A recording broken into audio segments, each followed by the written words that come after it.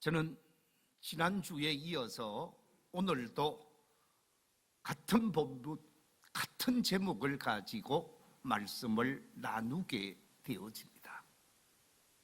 지난주 이 본문을 가지고 말씀을 나누면서 사순절을 살아가고 있는 우리 믿음의 가족들, 우리 성도들이 가슴에 담아야 하는 말씀, 우리가 기억해야 하는 말씀 한 가지를 말씀드렸습니다. 그 한 가지가 무엇입니까? 우리 주님이 지신 갈보리 그 십자가의 그 사랑, 그 은혜로 구원을 받은 하나님의 자녀요 천국 시민으로서 변화된 신분의 사람, 하나님의 자녀로서 우리의 신분, 자신의 신분을 잊지 말고 살아야 한다. 우리의 신분을 잊지 않고 기억하고 살 때 언제 어디서든지 복된 삶을 살 수가 있다라고 하는 말씀을 증거한 바가 있습니다. 바라옵기는 예수님이 지신 갈보리 십자가의 그 사랑, 그 은혜를 기억하면서 변화된 신분의 사람으로, 하나님의 자녀된 사람으로 우리 자신의 신분을 잊지 않고 이 세상 속에서 멋진 믿음의 길을 걸어가는 복된 성도들이 다 되시기를 주의 이름으로 축원합니다.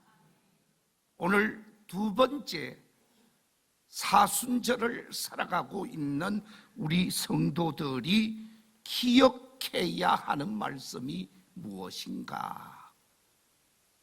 그 말씀은 다름이 아니라 주님이 지신 십자가의 그 사랑, 주님이 지신 십자가의 그 은혜와 함께 성령님의 새롭게 하심으로 구원을 받은 우리 천국 시민들, 하나님의 백성들이 영원한 하늘나라, 그 하늘나라에 대한 영생의 소망을 가진 자로서 이 세상 속에서 천국 시민으로서 천국의 상속자로 삶을 살아야 한다고 본문은 우리에게 말씀하고 있습니다. 천국의 상속자로 삶을 살아야 한다라는 것입니다. 자, 오늘 본문을 한번 보겠습니다. 본문 3장 5절 이하 7절 말씀 같이 한번 읽어볼까요? 시작. 우리를 구원하시되 우리가 행한 바 의로운 행위로 말미암지 아니하고 오직 그의 긍휼하심을 따라 중생의 씻음과 성령의 새롭게 하심으로 하셨나니 우리 구주 예수 그리스도로 말미암아 우리에게 그 성령을 풍성히 부어주사 우리로 그의 은혜를 힘입어 의롭다 하심을 얻어 영생의 소망을 따라 상속자가 되게 하려 하심이라. 십자가 구속의 은총을 입은 하나님의 자녀들, 성령으로 거듭나게 하신 하나님의 자녀들, 그 하나님의 자녀들은 약속의 성령을 통해서 큰 은혜를 체험한 사람들입니다. 하나님의 은혜를 체험한 저와 우리 모든 성도님들이 오늘 본문 속에서 말씀하고 있는 것처럼 상속자로, 영생의 상속자로 삶을 살아야 한다라고 말씀하고 있습니다. 그렇습니다. 우리 성도들은 영생의 소망을 가진 하나님의 상속자들로서 이 세상에 살되 이 세상에 속한 자로서 삶을 사는 사람이 아니라 하늘나라 천국에 속한 자로서 천국을 소망하면서 하늘나라의 상속자로 삶을 살아가야 한다라는 말씀입니다. 내가 잘나서 천국의 상속자가 되게 하셨나요? 내가 똑똑해서 천국의 상속자로 삼아주셨습니까? 내가 능력이 있어서 하늘의 상속자가 되어진 것입니까?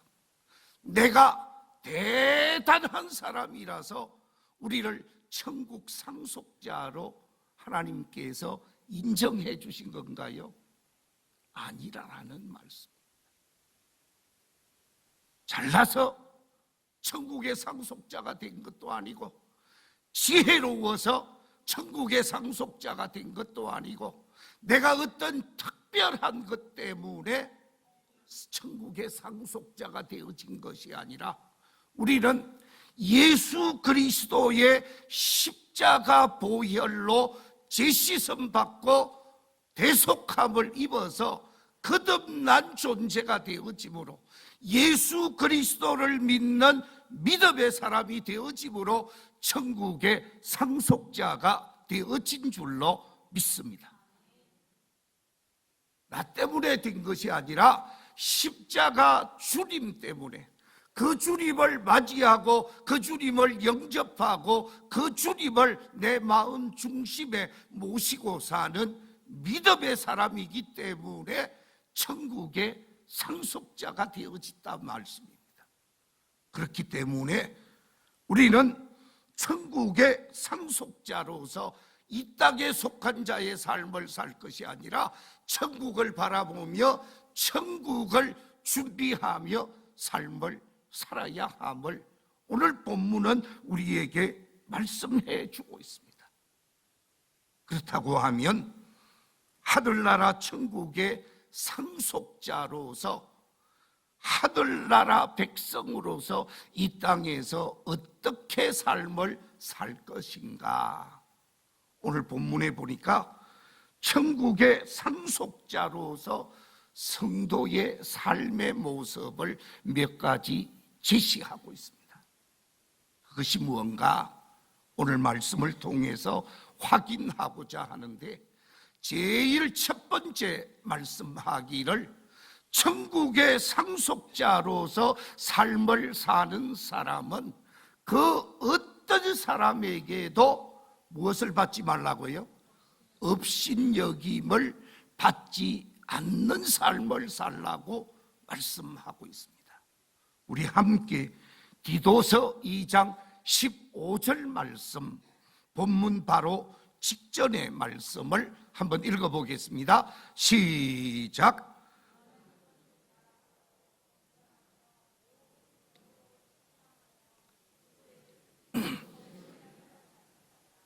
아멘. 방금 읽었던 말씀 속에 보니까 너는 이것을 말하고 권면하며 모든 권위로 책망하여 누구에게든지 업신여김을 받지 말라라고 말씀하고 있습니다. 하나님이 예수님의 생명을 대가로 지불하고 우리를 자녀 삼으셨습니다. 우리를 천국 시민으로 거듭나게 하셨습니다. 하나님의 자녀요 천국 시민이 되어진 우리를 향하여 세상 사람들로부터 업신여김을 받지 말아라 하는 이 말씀은 세상 사람들로부터 손가락질 당하지 말라는 거예요. 세상 사람들로부터 멸시받지 말라는 거예요. 세상 사람들로부터 정죄당하지 말라라는 것입니다. 세상 사람들로부터 욕을 먹지 말라는 것입니다. 바꾸어서 얘기하면 세상 사람들로부터 인정받고 사랑받고 존경받고 높임받고 칭송받는 삶을 살라는 말씀이죠. 그렇습니다. 우리는 업신여김을 받는 사람이 아니라 존중이 여김을 받는 삶이 되어져야 하는 것입니다. 성도에게 주어진 재능들이 있습니다. 모든 성도들은 하나님이 그 사람에게 주신 그 사람의 재능이 있습니다. 그 재능 50%만 활용해도 존경받게 되어지고 사랑받게 되어진다라는 거예요. 100% 활용하지 않는다 할지라도 30%에서 50%의 자기 재능, 자기 은사를 잘 활용하며 삶을 살게 되어질 때 존경받고 사랑받는다라는 말씀입니다.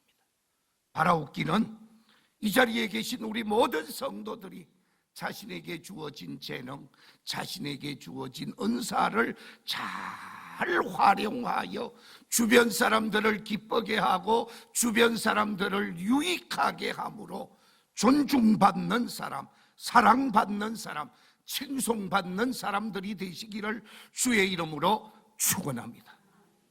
고린도전서 10장 31절 이하 33절에 보면 이렇게 기록하고 있습니다. 우리 같이 한번 읽어보겠습니다. 시작. 그런즉 너희가 먹든지 마시든지 무엇을 하든지 다 하나님의 영광을 위하여 하라.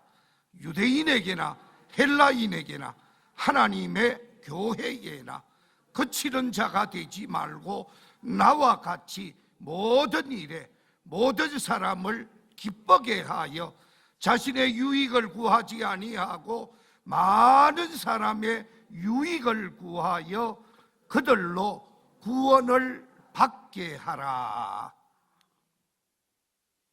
그렇습니다. 오늘 말씀 속에 보니까 유대인들뿐만 아닙니다. 헬라인들까지, 교회 안에 있는 사람뿐만 아니라 교회 밖에 있는 사람까지 모든 사람에게 있어서 그치는 자가 되지 말아라 그랬습니다. 여기서 그치는 사람이라고 하는 말은 걸림돌이 되지 말라는 거죠. 방해물이 되지 말라는 것입니다. 우리가 삶을 살아가면서 사회 속에서든지 교회 속에서든지 걸림돌이 되어서는 안 된다는 거예요. 왜? 걸림돌이 되면 업신여김을 당하기 때문에, 걸림돌이 되면 멸시를 당하고 정죄를 당하기 때문에 걸림돌이 되어질 것이 아니라 모든 사람을 기쁘게 하고 모든 사람을 유익하게 함으로 세상 모든 사람으로부터 사랑받고 존경받는 사람이 되어질 것이고, 먹든지 마시든지 무엇을 하든지 하나님께 영광을 돌리는 삶을 살아라 라고 말씀하고 있습니다. 이 말씀을 설교를 준비하는데 손양은 목사님이 제 가슴에 떠오르더라고요. 아마 여러분들 손양은 목사님은 다 아시는 분들입니다. 그런데 그 손양은 목사님은 3남 3녀를 두셨습니다. 3남 3녀 가운데 큰아들, 둘째 아들 동인이와 동신이 여순 반란 사건을 통해서 남로당 당군에 의해서 총살을 당하게 되어집니다. 두 아들이 하루아침에 세상을 떠나게 되어집니다. 사진을 하나 보여드리겠습니다. 손양훈 목사님의 두 아들이십니다. 동인이는 교대를 졸업하고 미국 유학을 준비하고 있었다고 합니다. 둘째 아들 동신이도 학교를 다니면서 성실하게 기독교인 청소년으로 멋진 삶을 살아가고 있었습니다.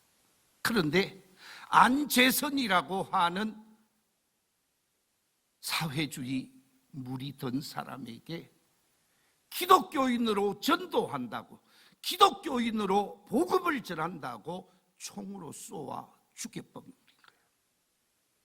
아들이 죽었다고 순교했다고 하는 말을 듣게 되어지자 이 아버지의 마음이 어떻겠습니까? 정말 낙심되어지고 살고 싶지 않았을 수도 있을 것입니다. 이 아들의 시신을 준비해서 마지막 발인 예식을 하게 되어지는데 두 아들을 천국으로 환송하는 환송 예식 속에 마지막 가족이 나와서 인사를 하는데 그 인사 속에서 손양은 목사님 그 절망적인 상황 속에서 이렇게 말을 하게 되어집니다. 제가 이 시간 무슨 답사를 하고 무슨 인사를 하겠습니까마는 그래도 하나님 앞에 감사하는 마음이 있어서 몇 말씀 드리겠습니다 라고 말하면서 10가지 감사를 고백하게 되어집니다. 첫째 감사 내용, 나 같은 죄인의 혈통에서 순교의 자식들이 나오게 하셨으니 하나님 감사합니다. 저희의 혈통에서 순교하는 아들 나오게 하셔서 감사합니다 고백했습니다. 두 번째, 허다한 많은 성도들 중에 어찐 이런 보배들을 주께서 하필 내게 맡겨주셨으니 그 점 또한 감사합니다. 멋진 아들, 잘생긴 아들일 뿐만 아니라 좋은 신앙의 아들 제게 주셔서 감사합니다 하고 하나님께 감사를 드렸습니다. 세 번째 감사입니다. 삼남 삼녀 중에서 가장 아름다운 두 아들 장자와 차자를 바치게 된 나의 축복을 하나님 감사합니다 라고 고백을 합니다. 네 번째, 한 아들 순교도 귀하다 하거늘 하물며 두 아들의 순교일이요 하나님 감사합니다 그랬습니다. 다섯 번째, 예수 믿다가 누워서 죽는 것도 큰 복이라 하거늘 하물며 전도하다가 총살 순교당한 함일이요 하나님 감사합니다 라고 고백을 합니다. 여섯 번째, 미국 유학 가려고 준비했던 내 아들 미국보다 더 좋은 천국 갔으니 내 마음 안심되어 하나님 감사합니다 그랬습니다.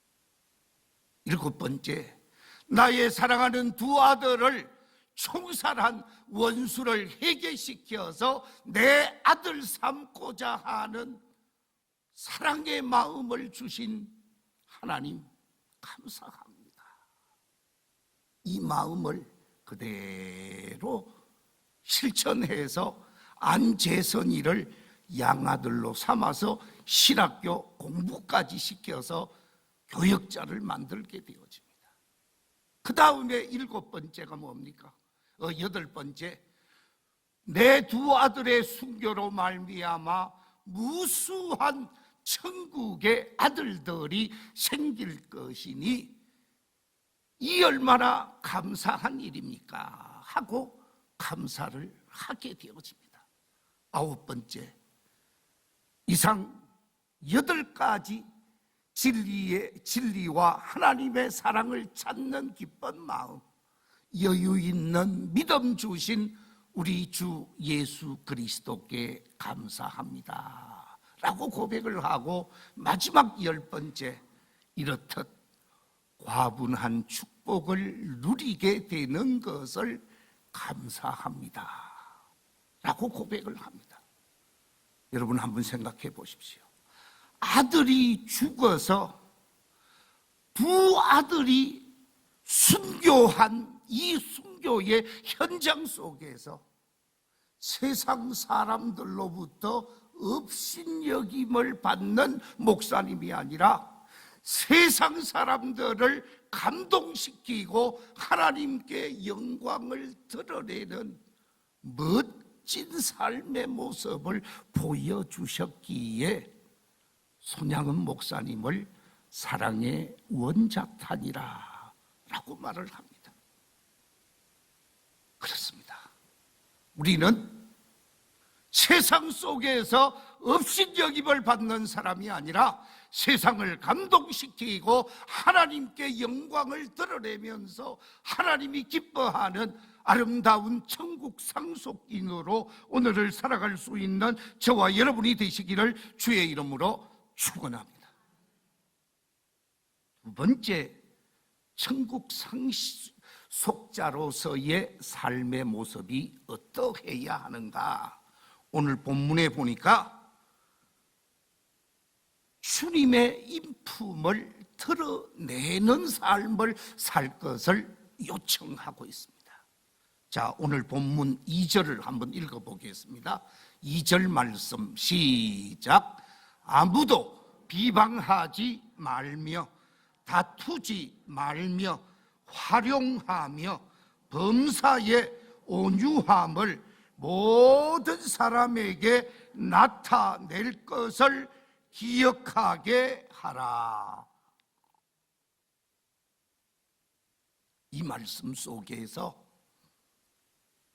비방하지도 말고 다투지도 말고 하나님의 말씀을 잘 활용하면서 온유함을 모든 사람에게 드러내는 것은 한마디로 표현하면 주님의 성품, 주님의 인격을 나타내며 살라는 거예요. 찢고 볶고 싸우고 다투고 문제 있는 그릇된 성품의 소유자가 되지 말고 모든 사람을 포용하고 사랑하며 사는 주님의 마음의 소유자가 되어져서 작은 예수로, 작은 하나님의 아들, 딸들로 삶을 살라는 말씀입니다. 그렇습니다. 그 누구에게도 비방을 받지 말고 그 누구와도 다투지 말고 주변에 있는 모든 사람들에게 관용을 베풀고 온유함을 나타내는 주님의 성품이 우리의 성품이 되어져야 한다는 것입니다. 우리가 잘 아는 말씀 빌립보서 2장 5절 이하에 주님의 성품을 이렇게 표현하고 있습니다. 너희 안에 이 마음을 품으라. 곧 그리스도 예수의 마음이니 그는 근본 하나님의 본체시라. 하나님과 동등됨을 취할 것으로 여기지 아니하시고 오히려 자기를 비워 종의 형체를 가지사 사람들과 같이 되셨고 사람의 모양으로 나타나사 자기를 낮추시고 죽기까지 복종하셨으니 곧 어디에? 십자가에 죽으심이라. 우리 주님께서 하나님이시지만 전능하신 분이고 대단한 분이시지만 온 세상 사람들에게 사랑을 드러냈고 온유함을 나타냈고 용서함을 베풀면서 하나님의 뜻대로 십자가 위에서 죽어가면서 많은 사람들을 구원해 내셨습니다. 모든 인류를 하늘나라로 갈 수 있는 구원의 문을 활짝 여신 분이 우리 주님이시지 않습니까? 주님은 죽었고 주님은 고통당하였고 주님은 매맞았지만 주님 덕분에 내가 살고 주님 덕분에 구원함을 얻었으니 그 주님의 마음으로 삶을 살아가라 라고 말씀하고 있다는 거예요. 사랑하는 성도 여러분, 바로 저와 우리 모든 믿음의 가족들이 예수 그리스도의 이 마음, 예수 그리스도의 이 인격으로 세상 속에서 세상 사람들과 만남을 가질 수 있는 아름다운 교제를 이룰 수 있는 복 있는 삶이 되시기를 주의 이름으로 축원합니다. 마지막 세 번째, 하늘나라 천국 상속자로서 어떤 삶의 모습이 있어야 하는가? 오늘 본문은 반복해서 강조하기를 선한 일에 힘쓰는 사람이 되어질 것, 선한 일에 힘쓰는 삶의 주인공이 되어질 것을 강조하고 있습니다. 성경을 한번 보겠습니다. 본문 8절을 한번 읽어보겠습니다. 시작. 이 말이 미쁘도다. 원하건대 너는 이 여러 것에 대하여 굳세게 말하라. 이는 하나님을 믿는 자들로 하여금 조심하여 선한 일을 힘쓰게 하려 함이라. 이것은 아름다우며 사람들에게 유익하니라. 선한 일에 힘쓰게 하는 것, 이것은 아름다운 일이요, 세상 모든 사람에게 유익하게 하는 일이라.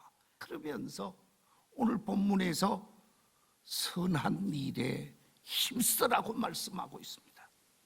오늘 본문 바로 직전 디도서 2장 14절에서는 이렇게 말씀하고 있습니다. 한번 더 읽어보겠습니다. 시작. 그가 우리를 대신하여 자신을 주심은 모든 불법에서 우리를 속량하시고 우리를 깨끗하게 하사 선한 일을 열심히 하는 자기 백성이 되게 하려 하심이라. 우리를 속량해 주시고 우리를 구원해 주시고 우리를 하늘나라 천국 상속자가 되게 한 것은 선한 일을 열심히 하도록 하기 위해, 선한 일을 하기 위해 구원해 주었다라는 사실입니다. 그렇습니다. 여러분과 저를 구원해 주신 것은 이 땅에서 선한 일을 하고 그 선한 열매를 가지고 천국에 오도록 하기 위해서 우리를 구원해 주신 줄로 믿습니다. 제가 오전 일부 예배에서도 말씀을 드렸습니다마는 여러분이 가지고 있는 땅, 여러분이 땅을 몇 평 가지고 있는지 모르겠어요. 1000평을 가지고 있는지 10,000평을 가지고 있는지 모르지만 1000평이든 10,000평이든 하나님이 오라고 하면 그 땅 가지고 갈 자신이 있는 사람 아무도 없어요.